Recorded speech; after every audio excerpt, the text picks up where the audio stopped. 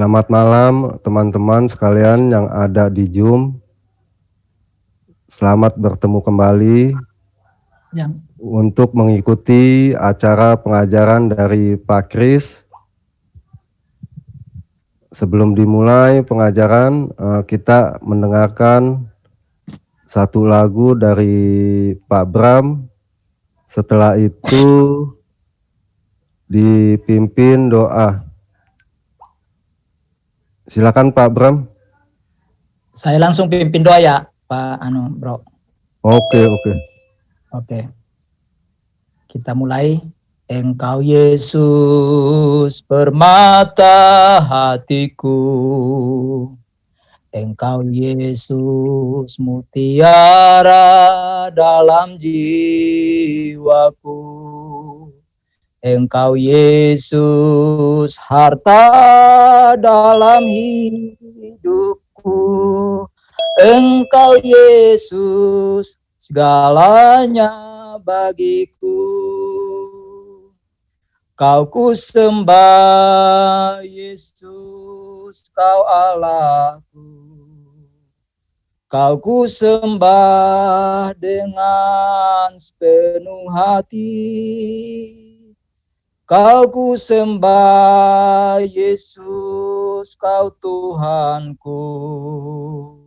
Tiada lain yang layak ku sembah. Kau ku sembah Yesus, kau Allahku. Kau ku sembah dengan sepenuh hati. Kau ku sembah Yesus, kau Tuhanku. Tiada lain yang layak ku sembah. Tiada lain yang layak ku sembah. Tiada lain yang layak ku sembah. Haleluya Bapa di sorga, terpuji-pujilah Engkau di tempat yang maha tinggi. Pada malam hari ini kembali kami berkumpul untuk belajar bersama Tuhan tentang kebenaran firman Allah. Dan hamba-Mu Pak Kris yang akan memaparkan materi kebenaran firman-Mu. Mari Engkau urapi beliau, urapi pikiran beliau, urapi mulut lidah hamba-Mu, agar dapat menyampaikan isi hati Tuhan sesuai dengan apa yang Tuhan harapkan dan inginkan. Sehingga melalui ucapan-ucapannya Tuhan, ada power dari mulutnya Tuhan, sehingga dapat mengubah kami, memberikan kekuatan bagi kami dalam menjalankan iman percaya kami, hari-hari di depan kami ya Bapa Sorgawi.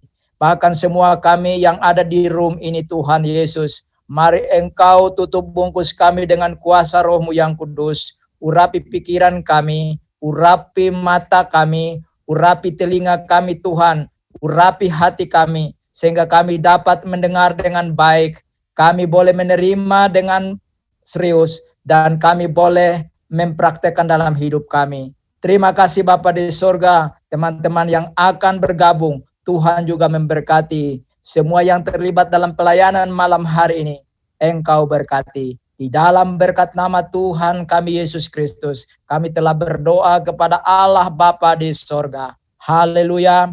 Amin. Amin. Terima kasih Pak Bram untuk doanya. Terima kasih ya. Sama-sama, hari ini Pak. kita akan belajar lagi sesuatu yang baru, yang sering mungkin ditanyakan oleh orang, atau waktu kita belajar membuka kitab kita, waktu kita masuk di perjanjian baru, atau kita mulai membaca Injil, kita kemudian membaca mulai dari Matius, kemudian kita mendekati Matius ke-16, 17, 18. Kita mulai di 16 itu menceritakan mulai kematian Yesus atau kebangkitan Yesus dan lain sebagainya. Dan di Injil yang lain, cerita mengenai kebangkitan Yesus itu tampak sepertinya banyak kontradiksinya. Yang sering dipertanyakan adalah itu Maria Magdalena, salah satu tokoh yang banyak dibicarakan. itu dia bertemu dengan satu orang malaikat atau dengan dua malaikat. Di Matius kelihatan dia bertemu dengan satu malaikat, tapi di Yohanes dia bertemu dengan dua malaikat. Di Matius dia rame-rame, tapi kalau di Yohanes cuma sendiri. Kemudian ada lagi yang bilang, itu para wanita itu membeli rempah-rempah itu pada hari Sabat atau sebelum hari Sabat. Nah, ini menimbulkan kadang kebingungan atau menjadi bahan pertanyaan yang ditanyakan kepada orang yang mempercayai ini, gitu loh. Bagaimana penjelasannya? Ini ketemu, yang satu bilang ketemu satu malaikat, yang lain dikatakan bertemu dengan dua malaikat. Bagian yang lain dikatakan para wanita itu membeli rempah sebelum ke kubur. Di tempat lain dikatakan mereka membeli rempah-rempah pada hari Yesus mati alias hari Jumat. Yang mana yang betul? Karena ada perbedaan cukup signifikan. Salah satu tantangannya adalah karena objek yang dilihat oleh para wanita itu, malaikat itu, yang di buku yang satu dikatakan satu, di buku yang lain atau di kitab yang lain dikatakan dua. Jadi ada dua objek yang tampak berbeda. Nah, ini kontroversinya di mana? Sekarang mari kita lihat bagaimana kita bisa memahami ini. Makanya saya beri judul ini misteri seputar TKP kubur Yesus. Nah, jika ada suatu kejadian perkara misalnya, biasanya umum kalau kita mendengar olah TKP itu berkaitan dengan kejadian kejahatan. Tapi ini kita tidak berbicara ke situ. Itu kita mesti lihat per tempat, dilihat satu tempat, kemudian direka ulang ke tempat kedua, direka ulang ke tempat ketiga. Nah, jadi gambar ini yang akan saya tampilkan akan mencoba menceritakan hal itu. Mungkin apa yang saya ungkapkan tidak tepat, mungkin salah atau apapun itu, silahkan memberikan pendapatnya nanti setelah selesai apa yang saya paparkan ya. Oke, sekarang kita mulai ya, sebentar. Oke. Ini nggak kelihatan, sebentar, hang on, let me manage it. Ada, ya, oke. Nah, kita anggap satu persin lah, persis ya. Persis di sini, sebentar saya coba gambarkan ini. Sins yang pertama kita berbicara topik ini mengenai malaikat. Ya, kita buka dari Markus 16 ya. Jadi akan ada, kalau bisa ada catatannya ya. Cerita di Markus 16 yang akan kita jadi bahannya itu adalah biasanya topiknya adalah Markus 16, Matius 28, Yohanes 20. Itu yang akan kita coba lihat ya. Nah, kalau kita lihat paling detail cerita awal kebangkitan itu, ceritanya mereka mau mengunjungi ke kubur Yesus. Itu dari Markus 16. Dikatakan begini, setelah lewat hari Sabat, Maria Magdalena dan Maria ibu Yesus serta Salome membeli rempah-rempah untuk pergi ke kubur dan meminyaki Yesus. Dan pagi-pagi benar pada hari pertama minggu itu setelah matahari terbit, pergilah mereka ke kubur ya. Jadi kita lihat di sini. Dalam Markus dikatakan ada 3 wanita paling sedikit, yaitu Maria Magdalena, ada Maria ibu Yakobus dan Salome. Katakan paling sedikit ada 3 wanita. Mereka pagi-pagi ini membeli rempah-rempah. Ya. Kemudian mereka bermaksud berkunjung ke kubur Yesus. Ya, ke kubur Yesus. Nah, di bagian Markus ini tidak diceritakan duluan ke kubur tersebut gitu. Mereka hanya membeli rempah-rempah lalu mau pergi ke kubur Yesus. Sebenarnya Pak, kalau kita lihat setelah saya pelajari beberapa kali, mereka itu membeli rempah-rempah betul bersama-sama, tapi bukan tidak mungkin Maria Magdalena yang berangkat duluan, yang tiba duluan ada di kubur tersebut. Saya beli dulu, saya berangkat dulu ya. Mungkin panggil Kak atau apa, Kakak aku berangkat dulu ya. Ya, aku berangkat dulu deh. Nah, Maria Magdalena lah yang berangkat dulu, yang akhirnya tiba di tempat ini sebenarnya. Jadi bukan pergi rombongan 3 orang sampai di tempat itu, tidak begitu. Kenapa saya seperti itu? Nanti saya kasih lihat alasannya. Maria Magdalena pergi dahulu dan tiba lebih dahulu di kubur itu, sementara yang lain masih menyusul di jalan. Ya. Nah, kalau kita lihat di Markus 16 ayat 1 sampai 8 dikatakan demikian.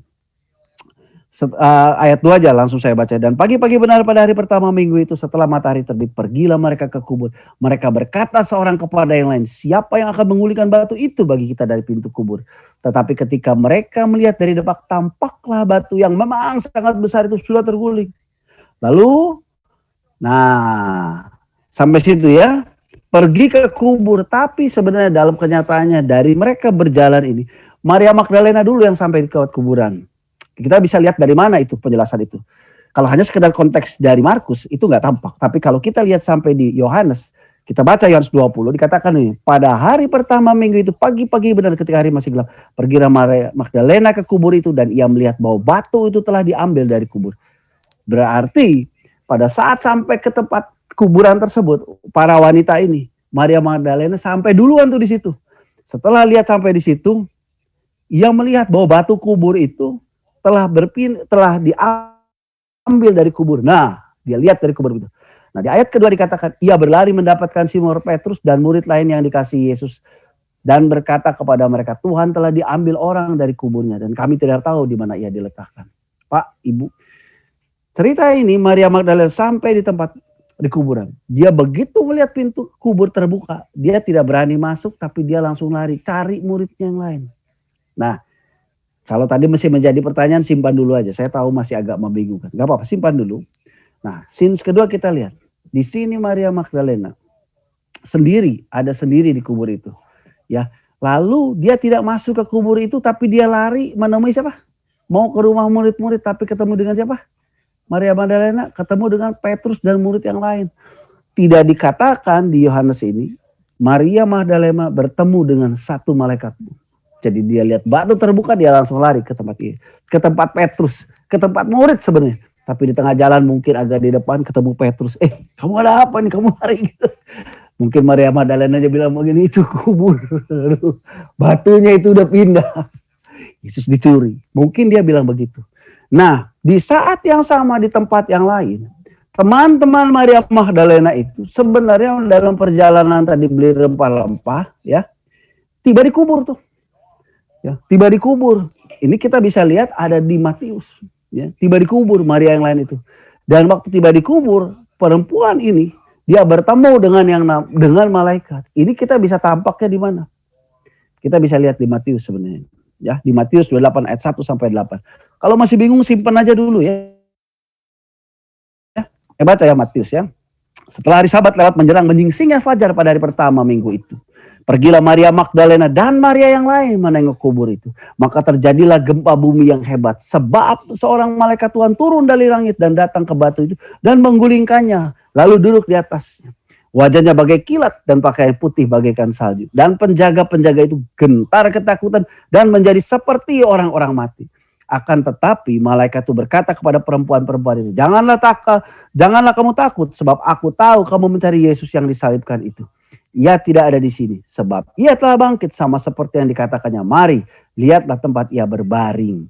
Ya, Pak, Bu, kalau kita lihat seperti ini ya, sepertinya kejadiannya itu berurutan gitu. Orang lagi Maria Magdalena pergi ke kubur, terjadilah gempa.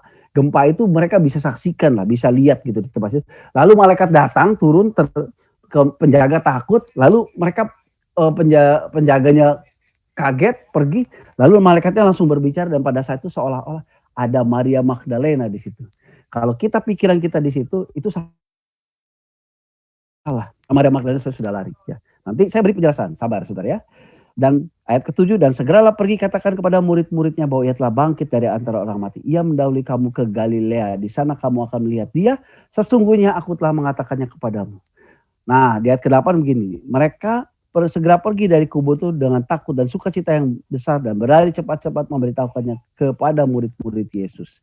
Di ayat 5 tadi dikatakan bahwa malaikat itu berkata kepada perempuan-perempuan itu. Nah, kalau kita lihat bata ini, perempuan-perempuan itu berarti harusnya lebih dari satu dong malaikatnya bicaranya kepada perempuannya. Ya kan? Tapi tadi saya bilang Maria Magdalena Maria sudah pada pergi, yang ada sepertinya hanya Magdalena yang lain. Nah, itu di Matius. Nah, cerita malaikat turun, berbicara kepada penjaga, lalu berbicara kepada wanita. Itu tidak terjadi dalam hitungan menit. Tidak terjadi seperti ini. Bayangan kita kalau membaca Matius saja, seperti ini. Lagi dalam perjalanan ke kubur, terjadi gempa. Terus tiba-tiba malaikat datang. Berduduk di atas batu itu, murid melihat semua, perempuan-perempuan ini melihat, penjaga kaget, penjaga mati kutu, nggak bisa berbicara, kemudian malaikatnya langsung berbicara kepada murid, kepada para perempuan. Itu tidak seperti itu. Itu kalau dalam rekanya. itu ada Matius itu jedanya bukan menit ke-1, menit ke-2, menit ke-3, bukan. Tapi dia misalnya jam 00. Sekian menit kemudian terjadi satu kejadian lagi. Sekian menit terjadi gempa. Sekian menit kemudian waktu gempa itu ada malaikat datang dan bertemu dengan para penjaga, itu iya. Tapi waktu malaikat berbicara dengan wanita atau dengan perempuan-perempuan lain, itu ada jangka waktu yang cukup panjang jaraknya. Dan tadi saya sudah bilang bahwa Maria Magdalena yang tiba di tempat itu pertama kali, kemudian sudah pergi kepada Yesus. Tapi di Matius dikatakan, malaikat itu berkata kepada perempuan-perempuan itu. Lantas siapa perempuan? Kalau hanya sekedar mengandalkan Matius, tidak akan terdeteksi siapa perempuan yang lain itu. Karena di ayat pertama dikatakan Maria Magdalena dan perempuan yang Maria yang lain. Nah, kita jangan lupa tadi kita baca dari Markus. Ada berapa Maria? Paling sedikit ada 2. Maria Magdalena, Maria ibu Yakobus, dan ada perempuan lain namanya Salome. Itu ada di Markus 16 ayat 1 sampai 2. Sampai sini bisa dipahami? Saya harap bisa dipahami ya. Kalau kita ulang dari awal. Pagi-pagi Maria Magdalena, Maria yang lain dan Salome beli rempah-rempah di pasar. Beli rempah-rempah, ayo kita beli, kita ngurapin Yesus, saya bawa duluan ya, saya pergi dulu ya. Baik, Maria Magdalena berjalan lebih cepat meninggalkan teman-temannya yang mungkin belanja yang lain.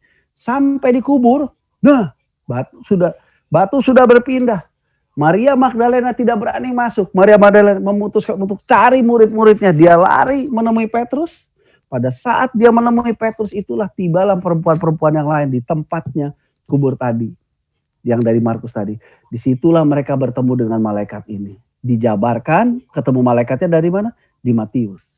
Oh, ada malaikat. Kemudian malaikat yang meninggalkan pesan dengan mengatakan, jangan takutlah, sebab aku tahu kamu mencari Yesus yang disalibkan itu. Ya, itu 2 kejadian terpisah tuh di jamnya yang mirip. Di satu sisi perempuan itu ketemu dengan malaikat itu, para perempuan itu di tempat yang lain. Maria Magdalena lagi bilang sama Petrus, kamu ikut ke kubur saya. Batunya terguling. Gak ada Yesus dicuri. Karena dia tidak ketemu malaikat tadi kan. Sampai sini paham ya? Nah kita pisahkan lagi sekarang. Adegannya kita pisahkan dulu ya. Di Matius dikatakan tadi bahwa malaikat itu duduk di atas batu. Jadi waktu datang pertama. Ya. Nah sekarang kita lihatin. Ya. Apa yang terjadi? Waktu kita lihat di kubur Yesus saja dulu. Maria Magdalena anggaplah kita taruh dulu di scene sini, kita geser dulu, kita bicara yang di batu yang di kubur ini. Setelah Maria Magdalena mendengar malaikat itu meninggalkan pesan, kemudian malaikatnya menghilang gitu. Ini Maria yang lain dan sama yang lain. Wah. Oke deh kalau gitu kita buru-buru kasih tahu ke murid-murid. Kita kasih tahu ketemu malaikat, Yesus sudah nggak ada di sini. Itulah yang terjadi Pak sebenarnya. Sehingga akhirnya Maria yang lain dan Salome atau wanita yang lain beruan pergi ke rumahnya para murid tadi. Dia cari murid, tempat murid-murid kumpul ada di mana. On other side, di sisi yang lain, Maria Magdalena lagi bilang sama Petrus, gak ada itu kuburnya kosong. Kosong. Petrus bilang, masa sih? Iya kosong. Oke dah kalau gitu. Sementara di sisi yang Maria yang lain dan Salome pulang. Memutuskan berjalan perempuan ke arah rumah para murid dengan ketakutan. Dengan kebingungan, kenapa ini nggak ada? Tadi ada malaikat gitu. Yang katanya mukanya seperti kilat itu. Di sisi yang lain, Maria Magdalena dan tentunya Petrus, dia nyusul, dia pergi ke kuburan. Nah, selisih jalan gitu loh, nggak ketemu jadinya. Ya, jadi ada ya Petrus, murid lain dan Maria Magdalena tiba di kubur itu. Kalau perhitungan saya, Petrus dan kawan-kawan tiba di kubur lebih cepat. Jauh lebih cepat daripada para wanita itu sampai di rumahnya para murid. Kenapa? Karena dia katakan mereka berlari dan itu laki-laki. Jadi harusnya lebih cepat gitu loh. Kalau kita lihat sekarang dari tadi kisah ini di Yohanes ya, Yohanes 20 ya, ini agak loncat-loncat. Kan namanya membedah TKP. Maka berangkatlah Petrus dan muridnya. Saya baca Yohanes 20 ayat 2. Ia berlari-lari mendapatkan Simon Petrus dan murid yang lain yang dikasih Yesus dan berkata kepada mereka, Tuhan telah diambil dari kuburnya dan kami tidak tahu di mana ia diletakkan. Maka berangkatlah Petrus dan murid yang lain itu ke kubur. Keduanya berlari bersama-sama. Tetapi murid yang lain itu berlari lebih cepat daripada Petrus. Sehingga ia lebih dulu sampai di kubur. Dikatakan di sini ya, udah sampai di kubur nih. Nah, sampai di kubur nih. Nah, sampai di kosong nih, gila nih. Gak berani masuk juga. murid yang paling berani kan Petrus gitu ya. Maria Magdalena nggak berani, dia nunggu di luar, ini apa kejadian gitu. Sementara para perempuan yang lain berjalan pulang menuju rumah tempat para murid itu berada. Oke? Nah, sekarang kita lihat lagi, fokus lagi deh ke kuburan lagi ya. Kita fokus di sini. Nah, dikatakan Yohanes 20 ayat 6 sampai 10. Akhirnya setelah tiba di tempat ini, Petrus masuk ke dalam. Dikatakan begini, maka datanglah Simon Petrus juga menyusul dia dan masuk ke dalam kubur itu. Ia melihat kain kapan terletak di tanah. Satu. Jadi yang masuk duluan Petrus. Emang nggak mudah untuk masuk ke ruang di mana ada mayat terletak gitu ya. Biar bagaimanapun ada rasa horor ya. Jadi kita mesti maklum kalau misalnya udah muridnya sampai duluan terus dia nanti tunggu bala bantuan, tunggu Petrus saja yang masuk dulu, gua tunggu di luar men. Kurang lebih gitu ya. Apalagi Maria Magdalena masuk yuk, nggak gitu. Gitu. Nah Petrus masuk, dia lihat ke dalam, oh nggak ada orang, kosong. Dikatakan di sini. Maka datanglah Simon Petrus juga menyusul dia dan masuk ke dalam kubur. Ia melihat kain kapan terletak di tanah. Sedang kain peluh yang tadinya ada di kepala Yesus tidak terletak dekat kain kapan itu, tetapi agak di samping, di tempat yang lain dan sudah tergulung. Kalau Petrus atau penulis ini bisa menceritakan seperti ini, berarti Petrus pada masuk ke dalam itu dia memperhatikan detail. Dia bisa lihat, ini tempat mayatnya jenazah dibaringkan di sini udah nggak ada, ini kain terletak di tanah. Itu kain yang satu lagi yang bentuk muka kok udah tergulung ada di sebelah sana gitu. Beda, dia bisa lihat itu. Nah, akhirnya murid yang lain masuk yang lebih dahulu di kubur itu dan ia melihatnya dan percaya. Nggak ada. Percaya nggak apa nih? Ya, sebab selama itu mereka belum mengerti isi kitab suci yang mengatakan bahwa ia harus bangkit dari antara orang mati. Lalu pulanglah kedua murid itu ke rumah. Nah, Bapak Ibu, tadi kan Maria mengadu sama Petrus, Yesus dicuri, sehingga mereka lari. Dan Petrus sudah masuk ke dalam, dia lihat di mana ya. Waktu Petrus dan Maria datang ke sini, atau tempat perempuan yang lain datang, sudah tidak ada penjaga ini. Dia lihat ke dalam mana, nggak ada. Dia bisa memperhatikan, oh kain kapan ada terletak di tanah, yang satu tergulung dan lain sebagainya. Mereka juga bimbang, iya jadi Yesus bangkit. Tapi dia antara tanda tanya, apakah benar sudah bangkit gitu. Dari kejadian ini, setelah melihat tempat itu, siapa yang pulang? Dua orang ini Bapak Ibu sekalian, yaitu yang namanya Petrus dan Yohanes, mereka memutuskan untuk pulang ke rumah. Sementara yang namanya Maria Magdalena tetap masih dalam posisi tidak bisa terima, dia tetap ada di luar. Paham ya? Tetap ada di luar. Dia bengong aja. Apa yang terjadi nih? Nah, sekarang mari kita fokus lagi. Antara Petrus dan Yohanes pulang ke rumah dengan tanda tanya. Mereka tidak langsung otomatis, Yesus sudah bangkit. Men. Nah, dia oke lah bangkit. Bangkit atau nggak bangkit gitu. Dicuri jangan-jangan. Ya tapi udah nggak ada ini. Ya sudahlah. Seperti umumnya manusia. Begitu mengetahui, tidak langsung berani langsung memberikan pernyataan. Mereka mungkin menunggu. Tunggu dulu. Tunggu yang lain dulu. Sabar dulu. Jangan salah ngomong. Kenapa? Karena pada saat Yesus disalib itu, mereka kan terancam juga kan keamanannya. Mereka tidak dalam serta-merta, ya itu kan Yesus sudah mati, ya sudah saya lanjutkan hidup. Nah, mereka dalam posisi penuh tekanan karena kehilangan seorang guru, seorang yang selama ini menjagai mereka. Mereka kehilangan itu. Jadi mereka pasti ada rasa takut dong. Apalagi mereka juga sudah tahu jika ada apa-apa sampai Yesus gak ada, bukan tidak mungkin mereka bisa dituduh bahwa mereka yang mencuri mayat Yesus. Ya, nanti saya kasih lihat. Nah, sekarang kita fokus kepada Maria. Berarti Petrus sudah pulang. Nah, pada saat ini Maria Magdalena tinggal sendiri ada di kuburan itu. Perempuan yang lain tadi kemana? Sudah tiba mungkin di rumahnya para murid, sudah cerita itu, yes, kuburnya gak ada, gue lihat malaikat men. Gitu. Ya. Kita antapkan dulu, biarkan dulu yang di tempat para murid, kita lihat. Sementara Petrus dan Yohanes berjalan menuju ke rumahnya. Apa yang terjadi di sini? Maria Magdalena berdiam di kubur itu. Ya, kita baca di Yohanes 20. Lalu dia bertemu dengan dua malaikat. Tetapi Maria berdiri dekat kubur itu dan menangis. Sambil menangis ia menjenguk ke dalam kubur itu. Tadi dia dari awal dia tidak pernah menjenguk. Dia hanya lihat, batu udah bergeser. Berarti mayatnya ada. Dia pergi cari Petrus. Sekarang dalam keadaan menangis. Setelah Petrus dan Petrus meninggalkan. Sepertinya Petrus nggak ingat lagi dengan Maria. Petrus pulang langsung dengan salah satu murid yang lain. Maria tertinggal di kuburan itu. Dia berpikir, dia menangis. Pada saat itulah dia menjenguk ke dalam kubur dan dia tampaklah 2 orang malaikat ya yang berpakaian putih. Seorang duduk di sebelah kepala yang lain, di sebelah kaki tempat mayat Yesus terbaring. Kata malaikat-malaikat itu kepadanya, "Ibu, mengapa engkau menangis?" Jawab Maria kepada mereka, "Tuhanku telah diambil orang." Dia tidak bilang Tuhanku sudah bangkit. Dia bilang Tuhanku sudah diambil orang. Dan aku tidak tahu di mana ia diletakkan. Wajar dong kalau dia berpikir begitu. Makanya tadi dia bilang pada Petrus, Tuhan, Yesus diambil, dicuri. Dia tidak bilang Yesus bangkit, Yesus dicuri. Sampailah dia ketemu dengan 2 malaikat ini. Jadi teman-temannya tadi ketemu berapa malaikat tuh? 1 malaikat ya, yang tadi ya. Ya, yang tadi yang belanja beli rempah-rempah yang datang duluan, dia ketemu 1 malaikat. Itu lagi cerita tuh di tempat para murid sama-sama. Gua ketemu 1 malaikat, men. Umurnya kosong. 1 malaikat ngomong sama gua, tinggi gede gitu. Dia lagi bercerita itu. Sementara ini di kubur ini Maria Magdalena lagi menangis ketemu dengan 2 malaikat ini. Kenapa kamu nangis? Tuhanku telah diambil orang, telah dicuri. Ayat 14 katakan gini, sesudah berkata demikian, ia menoleh ke belakang dan melihat Yesus berdiri di situ, tetapi ia tidak tahu bahwa itu adalah Yesus. Waktu terus berjalan di TikTok.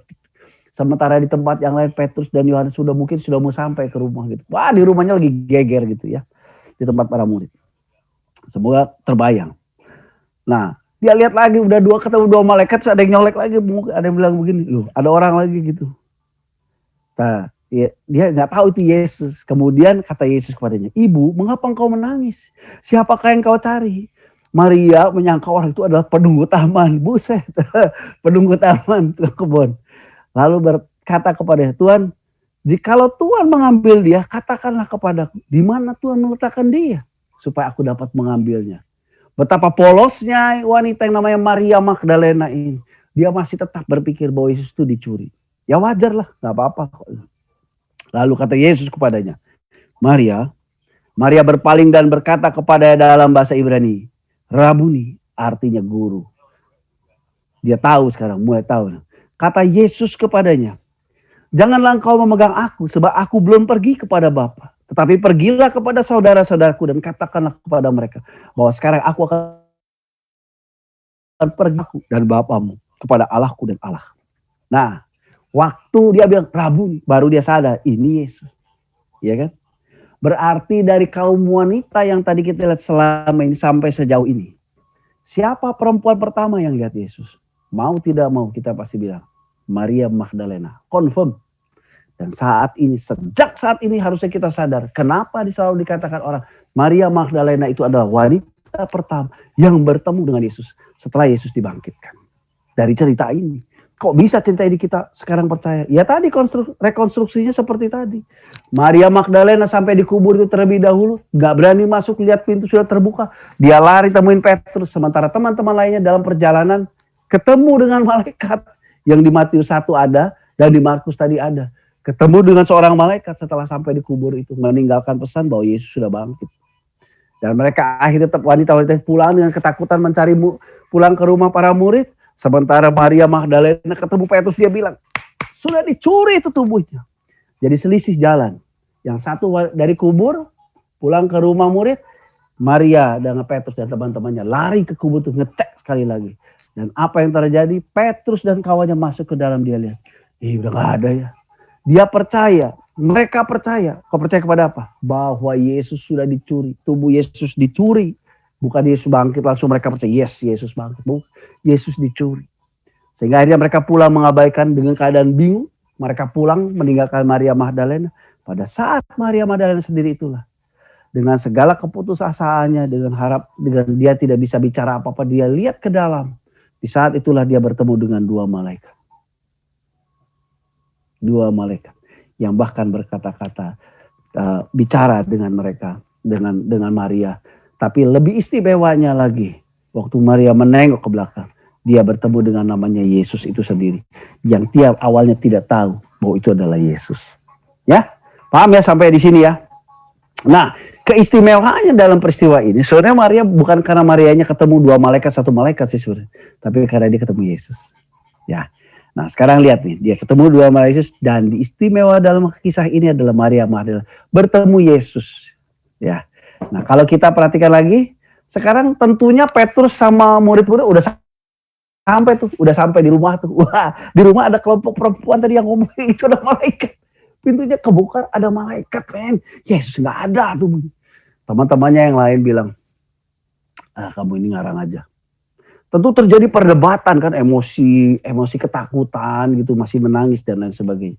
Maria Magdalena akhirnya juga memutuskan setelah melihat itu semua, Maria Magdalena pulang ke tempat di mana Petrus dan teman-temannya ada, dan dia nggak bilang, hey, Yesus hilang. Aku ketemu malaikat, udah nggak penting lagi. Dia pulang dalam keadaan di rumah lagi geger. Tentu teman-temannya naik, tuh, ada si Maria. Lu dari mana? Dari kubur. Tapi Maria bilang begini, aku telah melihat Tuhan. Dia menjawab berbeda lagi, aku telah melihat Tuhan. Dia tidak bicara soal malaikat lagi. Buat dia udah jadi nggak penting deh gitu. Tapi dia bilang, aku udah melihat Tuhan. Nah, Petrusnya tambah bingung.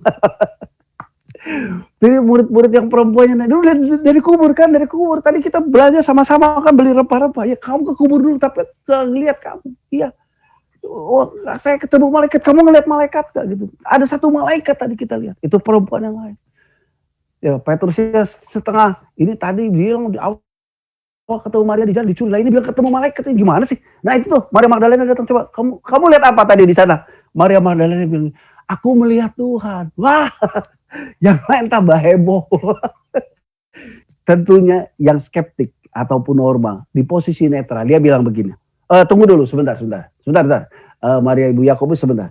You bilang ketemu apa tadi? Malaikat. Yakin malaikat? Iya. Banyak orang kita lihat tuh malaikat kan gitu. Oh oke. Petrus tadi kamu sini. Gak ada apa-apa tuh. Gak ada apa-apa. Enggak. Ada malaikat enggak? Enggak. Yakin? Enggak yakin, gue enggak lihat apa-apa. Oke. Nah itu tuh Maria datang kan, tanya nih. Coba kamu lihat apa? Semua kan berharap kan bahwa itu betul gitu. Kenapa perempuan waktu itu sampai bertanya heboh seperti itu? Murid-murid tidak percaya. Itu nanti saya buka di akhir. Maria Magdalena waktu ditanya, kamu lihat apa semua? Maria aja bilang ini, aku telah melihat Tuhan. Wah, muridnya bilang gitu, nah ini tabang ngaco. Satu ketemu malaikat, Petrus kagak lihat apa-apa, yuk datang tiba-tiba lihat Tuhan gitu.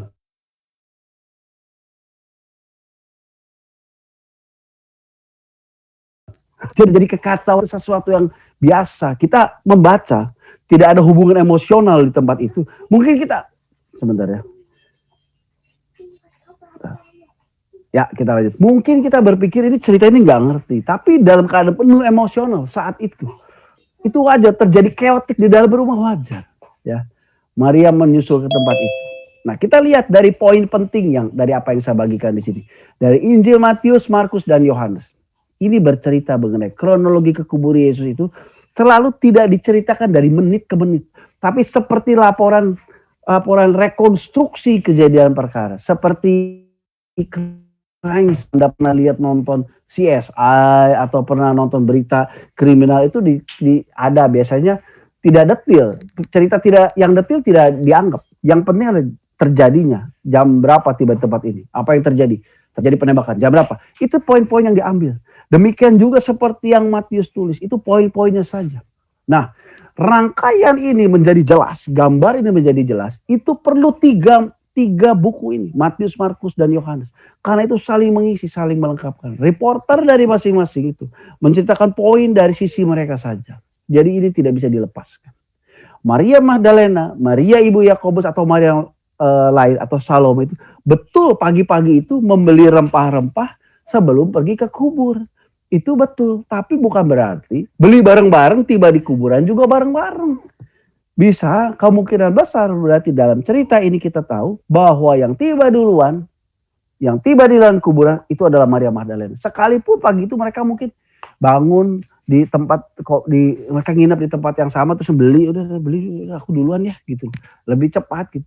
Kalau kita pergi rombongan kan selalu ada yang lebih lambat, ada yang lebih cepat gitu ya. Nah, Akhirnya mereka pun, iya saya duluan. Nah pada saat Maria Magdalena pertama kali sudah terjadi, pintu kubur itu sudah terbuka. Hanya Matius yang menceritakan bagaimana terjadi proses pembukaan itu. Sehingga tidak ada lagi penjaga yang berjaga di tempat itu. Karena mereka juga takut lihat malaikat seperti itu. Mereka kabur melarikan diri. Sehingga dengan kata lain Maria bisa tiba di tempat itu. Kubur sudah terbuka. Tapi Maria tidak masuk, tidak menyelidiki. Pada saat kedatangan pertama Maria kaget melihat batu sudah terbuka. Maria lari. Mau cari murid-murid Yesus. Di tengah jalan ketemunya Petrus. Jadi dia tidak pernah melihat malaikat. Sementara itu rombongan yang lebih lambat tiba di tempat melihat situasi yang sama juga.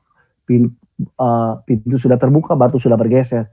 Nah pada saat itulah, pada saat mungkin Maria Magdalena sedang berlari menuju Petrus itu. Mereka melihat, mereka coba masuk ke kuburan itu, mereka masuk. Dan disitulah mereka bertemu dengan seorang malaikat. Tidak ada kontradiksi dong berarti sampai sejauh ini. Mereka dengan satu malaikat itu berpesan bla bla bla bla bla. Oke. Mereka pulang pergi ke rumah para murid. Sementara mereka pulang pergi ke rumah murid dari jalan yang lain, datanglah Maria Magdalena dengan Petrus dan murid yang lain. Masuk ke dalam. Pada saat ke dalam, yang pergi ke dalam siapa? Petrus sekali lagi dengan murid yang lain. Mereka tidak lihat ada apa-apa di dalam situ. Gak ada apa-apa. Tapi Petrus sudah mengamati detil. Kain kapan terletak di bawah, kain peluh tergulung terletak agak jauh. Mereka pulang. Mereka percaya Yesus sudah dicuri tubuhnya. Ya. Tertinggallah Maria Magdalena seorang sendiri. Pada saat itulah dia seorang diri. Dia masuk dan bertemu dengan dua malaikat masuk ke dalam. Istimewanya Maria Magdalena ini. Bukan cuma itu aja. Dia lihat malaikat. Tapi waktu itu menoleh ke belakang.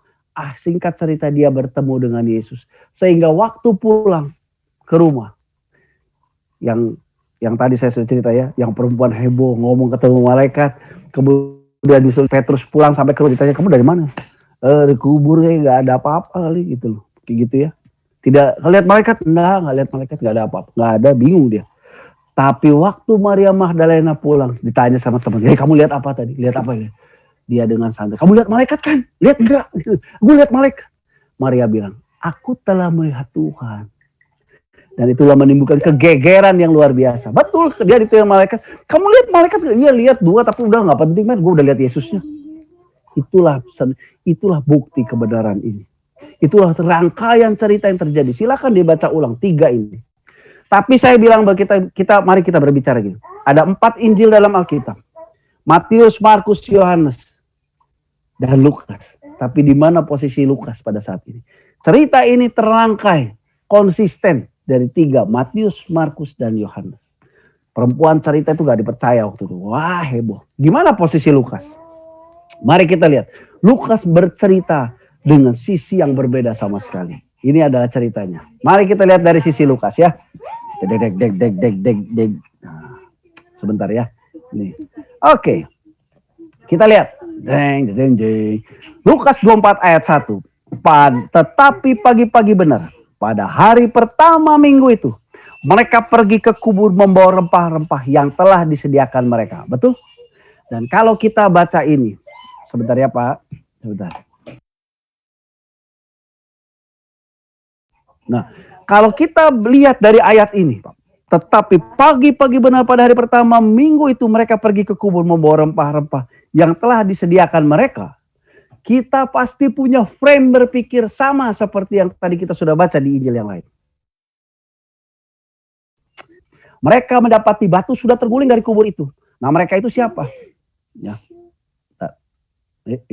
Sebentar. Sebentar ya. Oh nggak jalan. Oh macet. Sebentar ya Pak. Hang on. Sebentar ya, ini ada gangguan di tempat saya, nggak keluar slide-nya.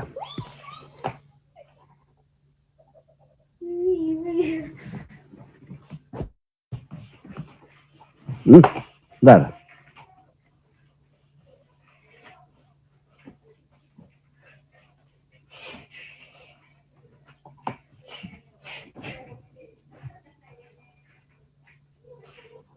Sebentar ya, ini ada gangguan di screen saya nih.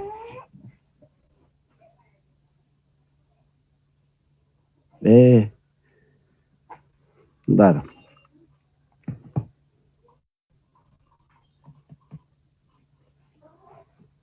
Sebentar.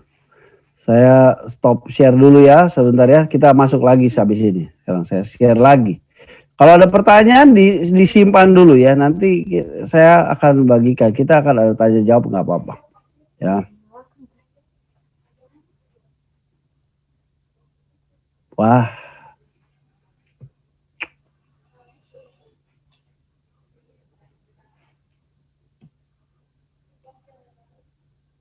Oke ya. Tadi kita sudah sampai di sini ya. 3 poin. Kita lihat dari Injil Lukas. Bagaimana posisi Injil Lukas ya. Pagi-pagi benar mereka pergi ke kubur membawa rempah-rempah yang telah disediakan mereka. Kalau kita lihat dari frame berpikir ini, kita pasti berpikir itu ada kelompok yang sama, adalah perempuan yang sama ya. Mereka dikatakan di sini mereka pergi ke kubur ya. Mereka pergi ke kubur membawa rempah-rempah nih ya. Dan mereka kita baca di ayat keduanya ya. Mereka mendapati batu sudah terguling dari kubur itu, dan setelah masuk mereka tidak menemukan mayat Yesus. Sementara mereka berdiri termangu-mangu karena hal itu, tiba-tiba ada 2 orang berdiri dekat mereka memakai pakaian berkilau-kilauan. Mereka sangat ketakutan dan menundukkan kepala, tetapi kedua orang itu berkata kepada mereka, "Mengapa kamu mencari Dia yang hidup di antara orang mati?" Nah, pengertian mereka ini kemudian melihat 2 malaikat ini. Mereka itu siapa? Mereka melihat 2 malaikat yang belanja tadi. Pikiran kita adalah perempuan. Beli rempah. Di ayat yang lain dikatakan bertemu dengan 1 malaikat. Betul kan? Hanya Maria Magdalena yang bertemu dengan malaikat. 2 malaikat, maaf. Tapi di sini dikatakan mereka bertemu dengan 2 malaikat. Ya, itu ada tadi di Lukas 4 ayat sampai 9. Ya, tadi saya sudah baca sampai ke 6. Ya, kita lihat tadi. Sekarang mereka ini sebenarnya siapa? Jika mereka tadi itu sebenarnya adalah Maria Magdalena, Maria ibu Yakobus, atau wanita lain yang ada di Matius, Markus dan Lukas. Mereka seharusnya membeli rempah-rempah itu kapan? Pagi pada hari Sabat tersebut. Sesudah hari Sabat tersebut mereka membeli rempah-rempahnya, ya kan? Tetapi kenyataannya mereka itu dikatakan membeli rempah-rempah sebelum hari Sabat. Kita bisa lihat dari mana? Dari Lukas 23 ayat 55 sampai 56. Saya baca ya. Dan perempuan-perempuan yang datang bersama-sama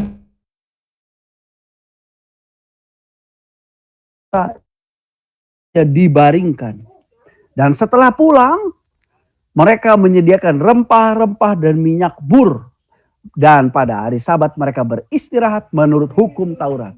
Artinya Pak, perempuan ini yang diceritakan ini, mereka yang diceritakan di Lukas tadi, itu bukan Maria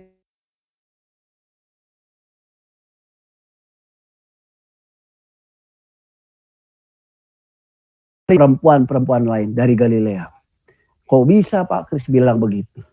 Kok bisa? Kan iya betul. Kenapa? Karena perempuan ini dikatakan tadi di Lukas 23, mereka yang datang bersama-sama dengan Yesus dari Galilea, ya, ikut serta dan mereka melihat kubur itu dan bagaimana mayatnya dibaringkan.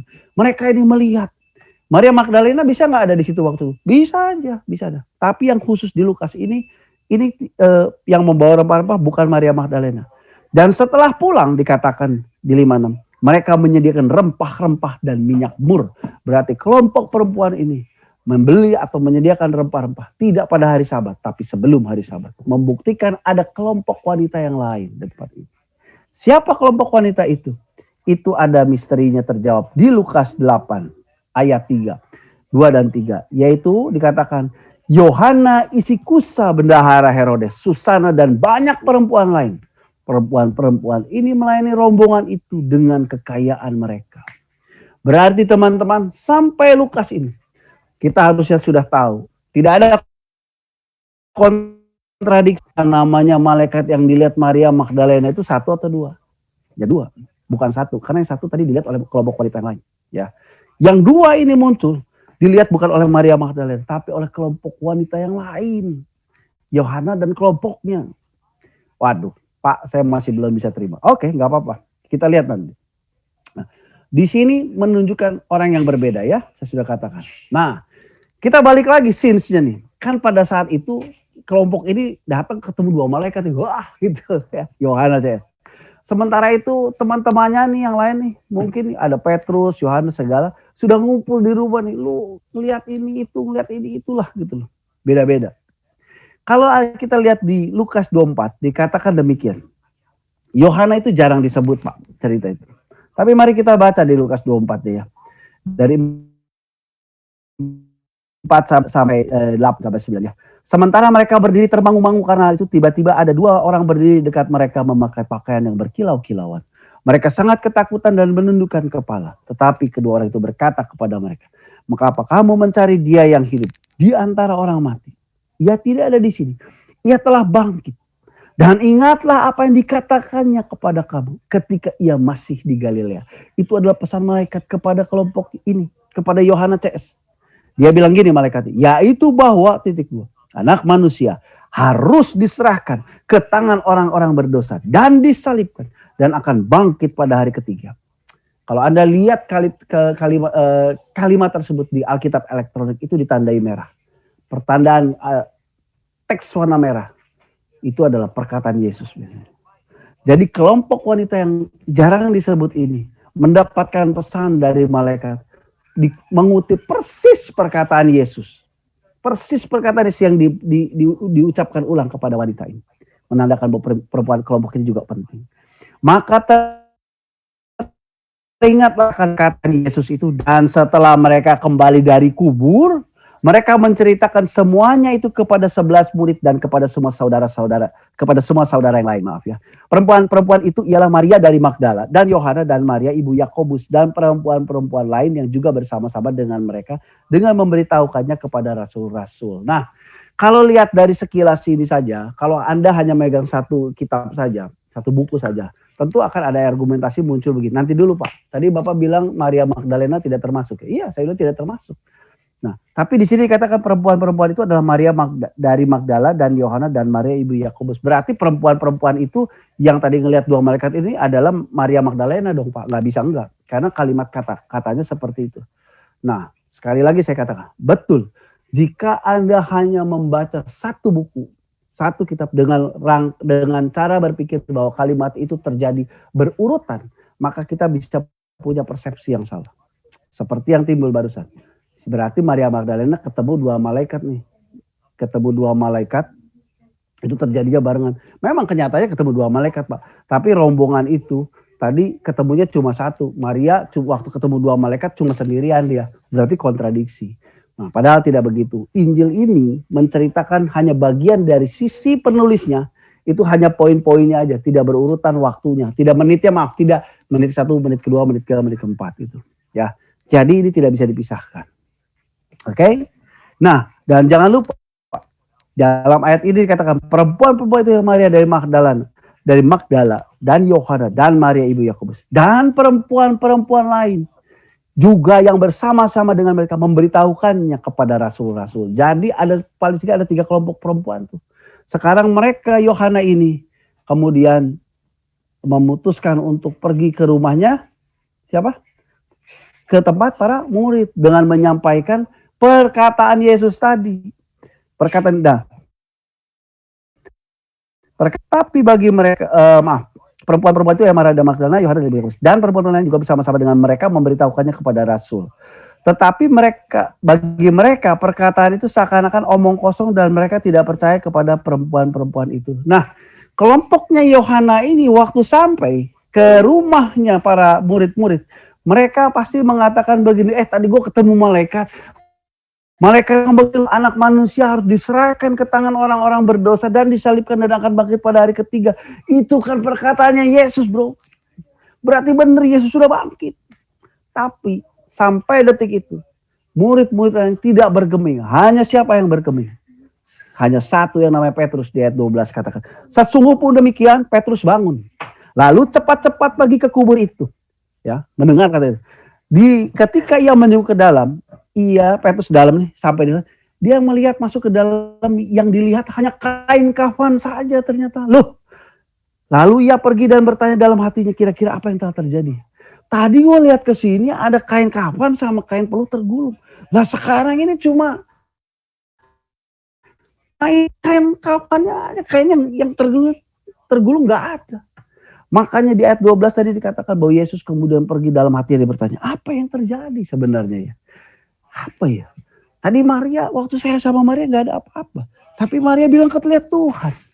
Perempuan yang lain ketemu malaikat. Nah ini kelompoknya Yohana. Ketemu malaikat tapi mengucapkan kata-kata Yesus tadi. Anak manusia harus diserahkan ke tangan orang-orang berdosa dan disalibkan. Dan akan bangkit pada hari ketiga. Itu kan perkataan guru. Tapi Petrus waktu itu belum tentu berani langsung bilang. Tapi ini menyatakan bahwa terjadi kebenaran itu. Yesus itu benar bangkit. Nah sampai saat ini, sampai cerita ini. Tentunya kita dapat mengambil kesimpulan bahwa Petrus sebenarnya 2 kali dia pergi ke kubur itu. Yang pertama dia sama Maria Magdalena. Yang kedua dia sendiri waktu kelompok yang perempuan lain sudah lengkap semua ada di rumah para murid, cerita nih. Kelompok yang ketiga waktu datang Yohana CS ini pasti kan geger nih. Murid-murid perempuan-perempuan pada nggak murid-murid masih nggak percaya. Yang perempuannya cerita, ketemu malaikat tuh. Ini malah ketemu Yesus lagi, dia bilang Maria Magdalena. Coba lu tadi ketemu apa? Ketemu malaikat. 2 kan? Iya. Terus dia bilang apa? Ya, dia bilang anak manusia diserahkan ke tangan orang berdosa dan disalibkan dan akan bangkit pada hari ketiga. Berarti Yesus benar bangkit, bos. Tuh kan? Gitu. Heboh tuh semuanya. Tapi murid-murid masih gak bergerak. Enggak lah. Hanya Petrus saja yang tertrigger dengan perkataan-perkataan itu. Sehingga dia memutuskan untuk pergi melihat kubur Yesus. Dan dia masuk ke dalam. Waktu masuk ke dalam, dia lihat apa? Hanya kain kafan saja, lalu dia pulang. Apa yang terjadi sebenarnya? Apa yang terjadi nih sebenarnya? Biasa cerita di sini. Nah, poin penting dari Lukas yang kita baca. Poin penting dari Lukas ini menceritakan kesaksian perempuan yang sama sekali berbeda dengan Maria Magdalena atau teman-temannya. Betul, mungkin sama-sama dari Galilea, tapi kelompok yang ini dia membeli rempah-rempah pada waktu malam. Ya, sebelum Sabat. Nama kelompok itu yang tokoh yang bisa kita kenali itu adalah Yohana. Yang ada tertulis. Dan di Lukas tadi 8 ayat 3 ada banyak perempuan itu sebenarnya yang bantu melayani pelayanan Yesus tersebut.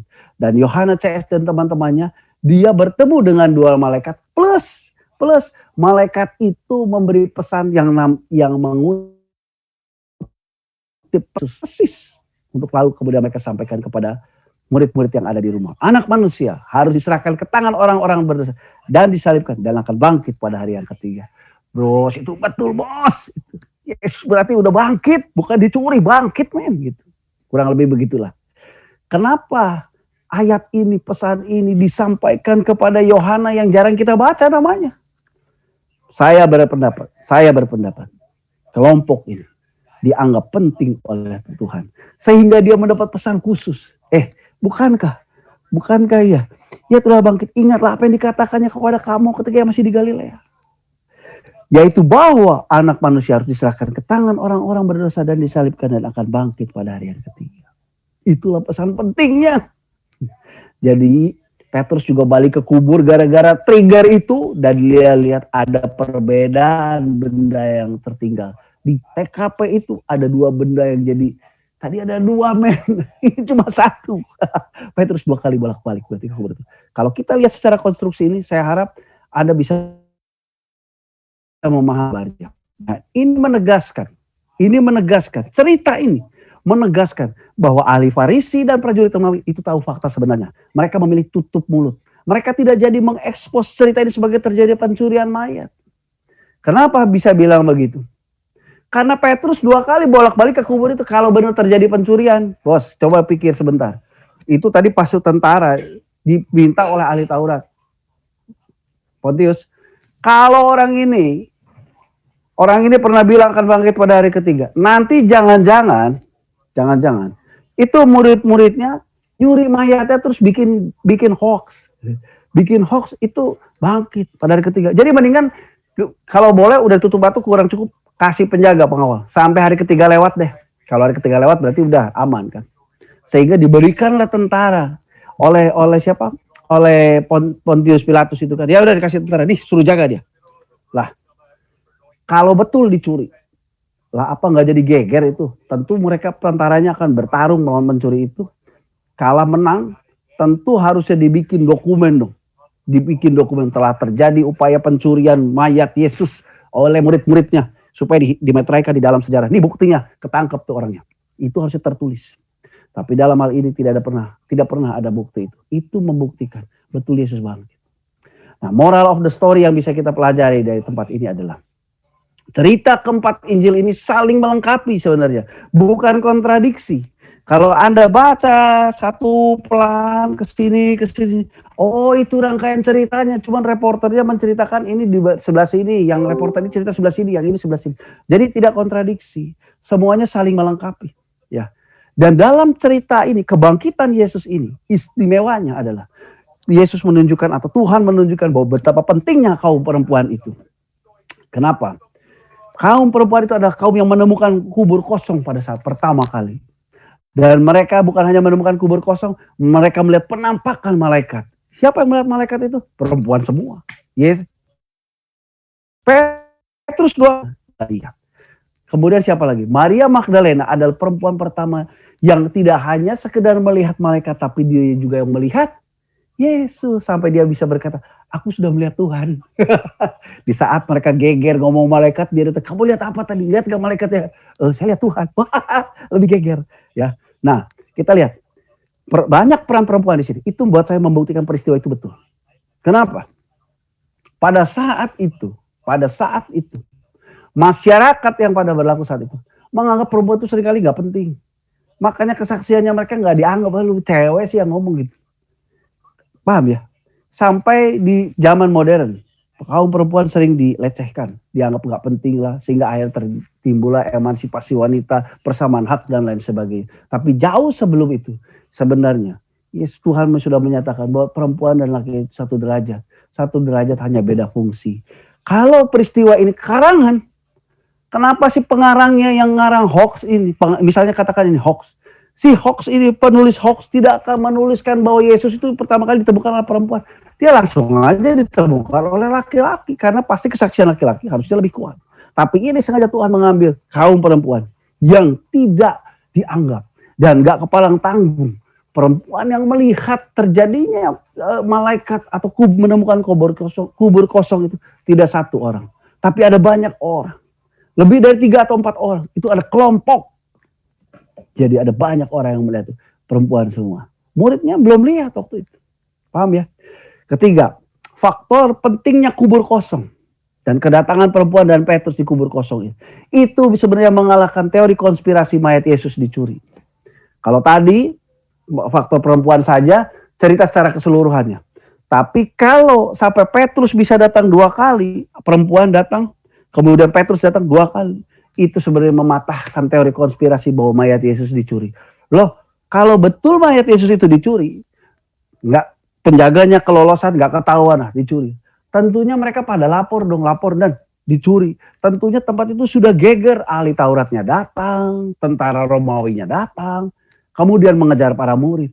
Tapi mereka tahu nih sebenarnya ahli Taurat, betul berarti dia bangkit. Ya sudahlah, kita karang aja, tapi mau ngarang juga, mau nulis dokumen bahwa dia kabur, dicuri. Dicurinya sama siapa? Mayatnya ketemu nggak? Nggak ada semua. Ya sudah, dibiarkanlah. Jadi terjadilah mereka tidak akhirnya terkunci sendiri dengan hoax yang mereka karang sendiri. Teori ini mematahkan sendiri teori konspirasi yang mereka coba buat bahwa mayat Yesus itu dicuri.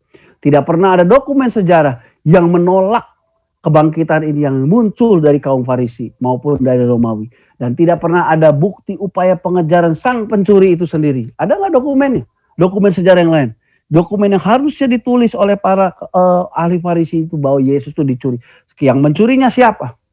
Yang mencurinya harusnya murid-murid Yesus itu sendiri. Makanya dikatakan itu sebenarnya ada tuh di apa namanya? Sebentar ya. Di Matius dikatakan begini. Kubur Yesus dijaga. Bahwa mereka orang Farisi itu bilang begini. Tuhan, kami ingat bahwa si penyesat itu waktu hidupnya berkata, sesudah 3 hari aku akan bangkit. Karena itu perintahkanlah untuk menjaga kubur itu sampai hari yang ketiga. Jikalau tidak, murid-muridnya mungkin akan datang untuk mencuri dia. Lalu mengatakan kepada rakyat, ia telah bangkit dari antara orang mati. Sehingga penyesatan yang terakhir akan lebih buruk akibatnya daripada yang pertama.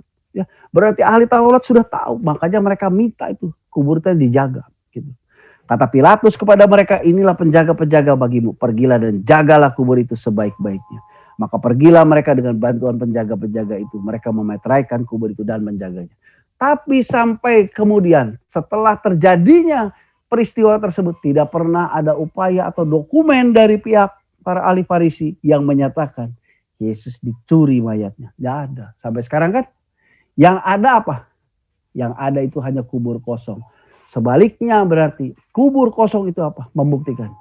Kubur kosong membuktikan dia hidup. Sebab dia hidup. Ada hari esok. Sebab dia hidup. Ku tak gentar karena ku tahu dia pegang hari esok. Kubur kosong membuktikan dia hidup. Nah, teman-teman, ini adalah moral of the story-nya. Ya, bahwa kuburan yang kosong itu betul membuktikan Yesus hidup. Kalau nggak buat apa dong kalau murid-muridnya nyuri, tahu kan? Itu kita yang nyuri terus dia berbicara mengenai firman Tuhan lagi sambil tahu nggak bangkit, sebenarnya gue yang ngubur kok. Nggak akan ada orang mau mati buat kebohongan. Nggak ada. Ya, berarti itu betul. Kisah ini semuanya betul. Sengaja Tuhan taruh perempuan dulu yang menemukan bahwa kubur itu kosong. Kaum yang dianggap lebih lemah. Membuktikan bahwa Tuhan tidak pernah menganggap perempuan itu lebih rendah derajatnya. Dan itu terbukti di awal, di era kehidupan sekarang. Justru banyak perempuan berhasil dalam karirnya, berhasil dalam studinya, lebih bagusnya daripada yang laki-laki. Nggak pernah perempuan itu dianggap rendah. Tuhan tidak pernah menganggap dia rendah. Kedua, kubur yang kosong tadi membuktikan bahwa itu betul, terjadi betul. Karena tidak pernah ada dokumen dari kaum Farisi ataupun Romawi pada saat itu yang menyatakan telah terjadi pencurian mayat.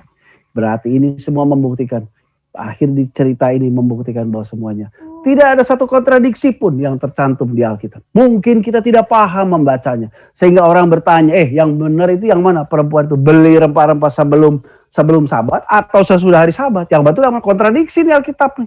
Satu. Kemudian Maria Magdalena ngelihat malaikat satu atau dua nih. Itu hanya karena tidak paham. Tapi saya harap dengan penjelasan ini, teman-teman bisa menjelaskan. Kalau ada yang bertanya, seperti inilah ceritanya. Cerita saya tidak ada kontradiksi kan. Mungkin Anda nggak terlalu suka dengan argumentasi yang saya sampaikan. Silahkan cari pembandingnya. Nggak apa-apa, saya terbuka untuk itu, silahkan. Tapi saya yakin ini membuktikan bahwa tidak ada kontradiksi di dalam Alkitab. Dan Alkitab itu kita bisa menjelaskan misteri ini. Misteri malaikat itu ada satu atau dua yang muncul. Kepada siapa malaikat itu muncul? Dengan saya berharap dengan pelajaran ini kita bisa menjawab semua pertanyaan itu. Sehingga kita bisa menjelaskan dengan baik. Jangan berkata kita terima aja dengan iman. No, ada penjelasannya. Hanya kita perlu belajar untuk memahaminya. Supaya kita bisa menjelaskan itu semua. Amin. Tuhan Yesus memberkati. Sampai di sini saja pelajaran dari dari saya. Kalau ada pertanyaan silakan boleh bertanya. Thank you. Oke, Pak Kris, terima kasih. Mungkin kita tutup dulu ya dengan doa dan pujian sebelum kita masuk ke tanya jawab. Jadi supaya lebih lebih enak tanya jawabnya. Oke, silakan Piang. Saya doa penutup ya. Siapa yang nyanyi? Pak Bram. Kubur kosong. Kita nyanyi. Silakan Pak Bram pimpin. Oke. Nyanyi satu lagi ya. Yes. Ku berbahagia, yakin teguh, Yesus abadi, kepunyaanku, aku warisnya. Ku ditebus ciptaan baru, Rohul Kudus. Aku bernyanyi bahagia, memuji memuji Yesus selamanya. Aku bernyanyi bahagia memuji Yesus selamanya.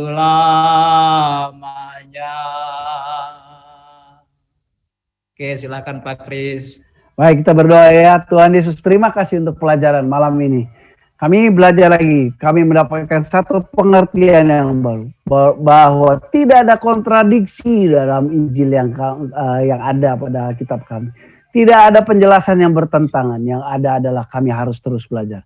Terima kasih Roh Kudus, ada satu pengertian yang baru Engkau bukakan, sehingga kami bisa menjelaskan kepada mereka yang bertanya mengenai kebenaran firman Tuhan. Terima kasih untuk malam ini. Terima kasih. Mari Roh Kudus Kau terus memimpin mereka, teman-teman kami yang belajar malam ini, agar pengertian ini Kau tumbuhkan masing-masing dengan disesuaikan dengan pengetahuan mereka semua, dan bawa mereka naik ke tempat yang lebih tinggi, agar mereka bisa mengatakan kepada orang yang belum kenal Tuhan bahwa benar Yesus itu Tuhan. Alkitab itulah satu-satunya firman Tuhan yang membawa kita kepada kehidupan, damai, sejahtera, kemenangan. Kami bersyukur punya Tuhan Yesus yang hidup, yang menjaga kami. Tuhan yang hidup dulu, sekarang dan selama-lamanya. Kebenarannya tidak pernah tergantikan. Terima kasih Bapak, dalam nama Tuhan Yesus kami berdoa dan ucapkan syukur. Amin. Amin. Haleluya. Ya, silakan kalau ada yang mau tanya.